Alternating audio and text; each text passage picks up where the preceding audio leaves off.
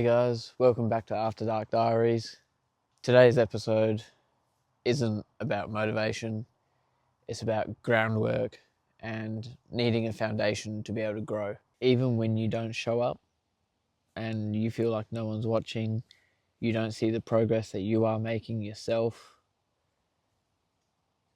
The point of groundwork is to set a foundation on who you want to become, how you want to grow, what your physique is going to look like, and everything outside of gym, your routine, your stress, your sleep, your hydration, your diet, it all affects your performance inside the gym. Common misconception with gym is that growth happens in the gym when that's not the case. If anything, you are tearing your muscles and breaking them, and it's in recovery where your muscles actually grow and strengthen. A lot of people don't take their recovery seriously. A lot of people don't know what it takes to build a good recovery system for themselves. Everyone's different. Some people love saunas, some people love massages, ice baths. Me personally, I find a massage, sleep, good diet, good hydration is the key for myself. When it comes to my recovery, my sleep is definitely number one. When I struggle with my sleep and I wake up constantly throughout the night for whatever reason, I've noticed on multiple occasions that my sleep will directly impact my recovery. I will be incredibly sore the next day if I don't get enough sleep, or the sleep's not good quality. You might get 10, 12 hours of sleep, a bit excessive, but if that sleep isn't good quality and your what they call REM sleep isn't there, your muscles won't be recovering anywhere near as efficiently as they should be. When it comes to setting groundwork, it's definitely a good idea to start tracking obviously your diet and your macros, your calories, your water intake, all of that. But it's also good to track your lifts, because if you're not tracking your lifts and you don't know what weight you were lifting the previous session, then you can't progressively overload that particular movement, and it will hinder your growth quite a lot. Because one session you might be lifting 20 kgs on a row. The next session you might think that you were lifting 17. So then you'll try and lift 17 again. But if, for instance, you didn't get enough sleep, your food's been off all day, or your stress, your cortisol levels are too high, it could all directly impact your performance in the gym. So having the tracking of your lifts, you might not be able to lift that 20 kgs, but at least you know where you were last week, and you can sort of look back and reflect at why you've gone backwards, or you feel like you've gone backwards, you've lost strength, or whatever the case may be. When you show up to gym, don't just show up just so you're there looking at machines. I see it far too often where a whole group of people will show up and they'll either sit on their phones or they'll just talk to their mates while one of them is working hard, or two of them. But that whole session is such a waste of time, because you've showed up, which in my opinion sometimes is definitely the hardest part of the day, actually showing up to gym. But if you're just showing up and not putting in the effort, there's no point in showing up. There honestly isn't.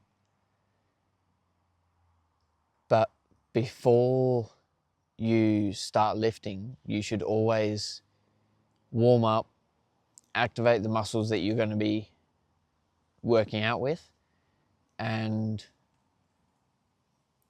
I'm quite a bad example when it comes to that, because I generally don't warm up unless it's legs. Legs is probably the only thing I do warm up, which is bad, and I know that.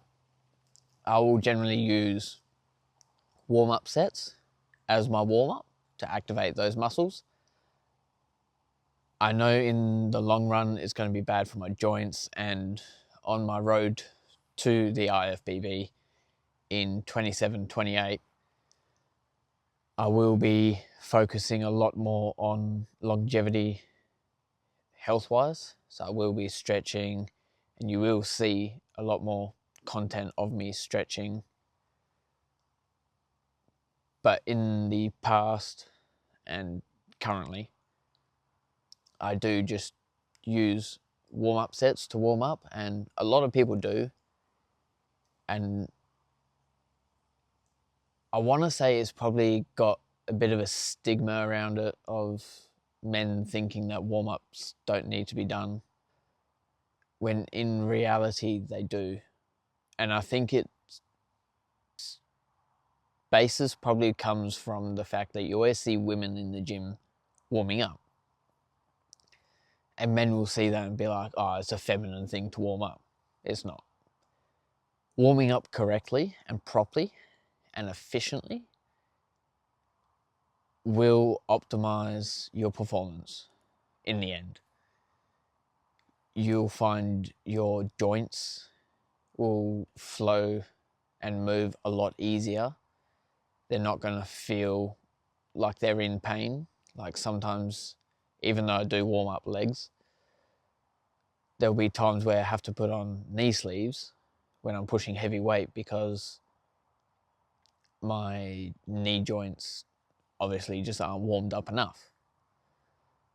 There's a lot of coaches out there that don't believe in knee sleeves, or say that they will never ever use knee sleeves or any sleeves, because they go through and carry out proper warm-up routines that prevents any deflection in a joint that could hinder movement. Now, obviously, when it comes to showing up to gym and lifting in the first place,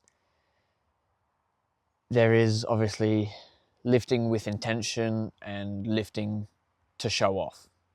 Lifting to show off is typically ego lifters, which I have spoken to or spoken about in the past. I'm definitely a very big advocate for form over weight.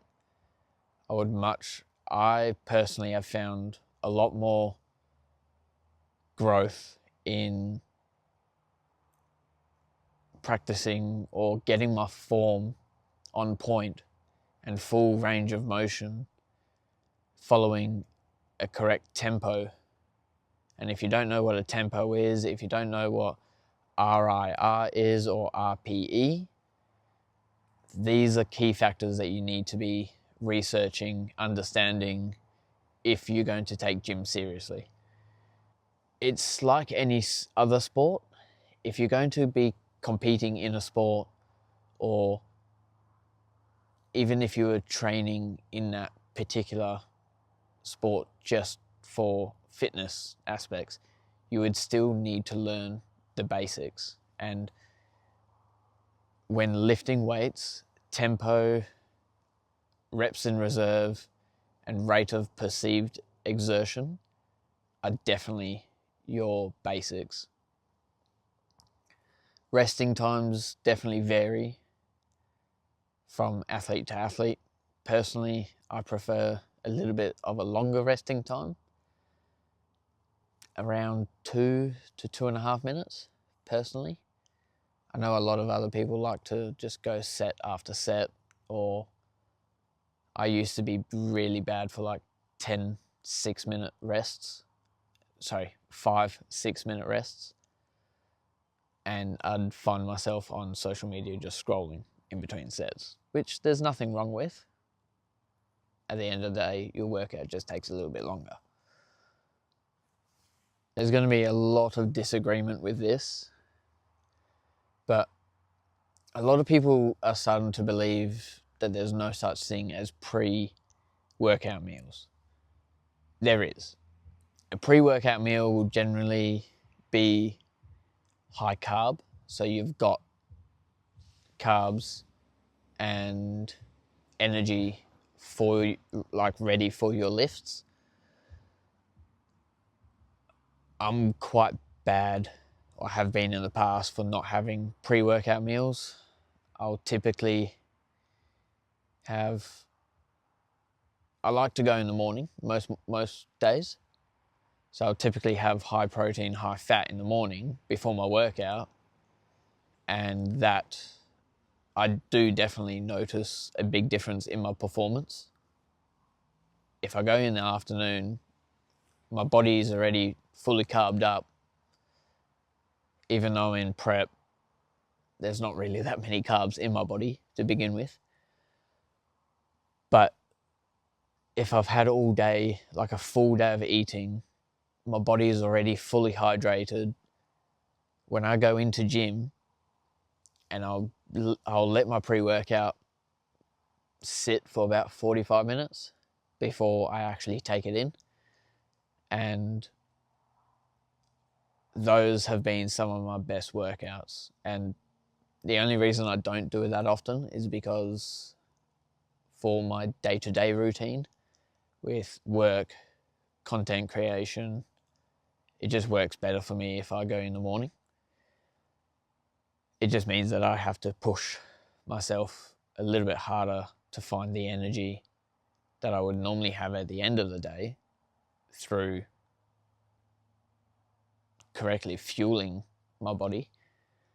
I just got to find that energy in the morning to push myself where I need to be, basically. Progressive overload, when a lot of people don't actually know what it means, and all it comes down to is if you have a chest day or chest session 1 week and you're benching 60 kilograms, the following session you want to be either pushing out another rep, doing a whole nother set, or going up in weight. Personally, I like to go up in weight. So if I'm doing, say, 60 kilograms, the next session might be a whole nother set. And then the session after that, because I know I've done a whole nother set, so instead of 3, I've done 4. The third session, I'll go up in weight. So I'll go 65 or 70 kgs. Then I'll do 3 sets. And that progression in overloading the weight session to session is what builds your muscle, because you're tearing your muscle and it's recovering the 1 week, and then you're pushing it further, and it's because it's built more strength and more muscle tissue from the previous week. It may only be minuscule and you're obviously not going to notice it, but because it's built up, the next session is going to be harder for it to tear those muscle fibers more. So increasing your reps, sets, or weights is what's going to allow your muscles to grow at an exponential rate. Now, when it comes to workout splits, a lot of people use push-pull legs. My housemate, who is currently training for IFBB, and I've done some content with him in the past, his coach has got him on push-pull legs, upper, and a couple rest days, I believe. I'm pretty sure I've got that right. I feel like I'm missing one split out of there.